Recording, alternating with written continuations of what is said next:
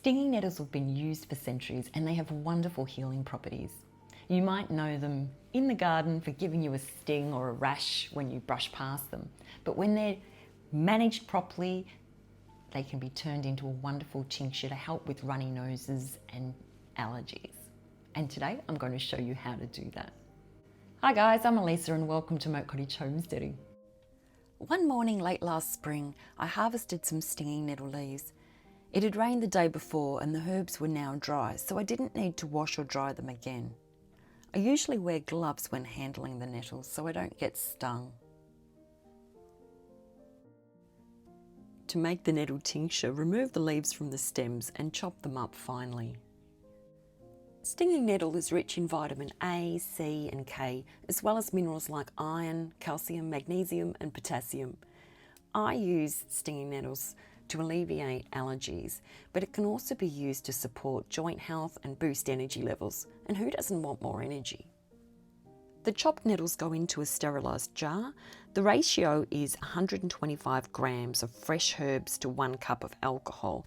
I'm making a quarter batch here, so I've quartered the amounts. If you're using dried herbs, use half the amount of herbs, so that would be about 63 grams to 1 cup of alcohol.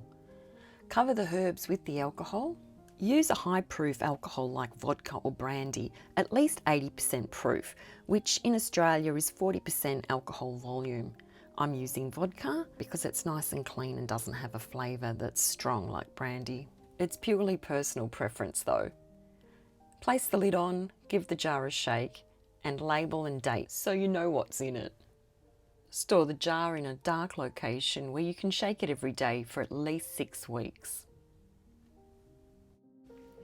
After the 6 weeks, strain out your nettle. It can be longer, you can leave it a lot longer.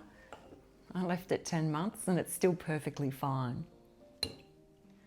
A lot of that vodka is still in the herbs, so you really need to squeeze out the herbs to get all of that beautiful tincture nutrient goodness into the jar.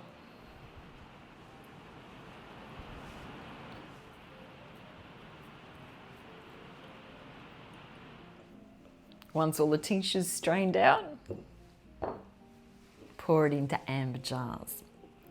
This protects the tincture from light, which will make sure that the potency of the tincture stays good. And then the tincture's ready to label and use. The tincture will last about 20 years if kept in a dark cupboard in good conditions, not too hot, not too cold, but you will use it up before then if you're using it.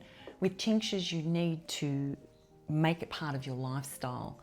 Unlike the counter medication that you can get from the chemist, you take one pill and you're set for the whole day and you just take it on the days that you need it, which is very convenient. With tinctures, you do need to be building up the tincture in your system to help you with your runny nose or your allergies. So you need to take it 3 times a day. And that can be a little bit tricky for most people.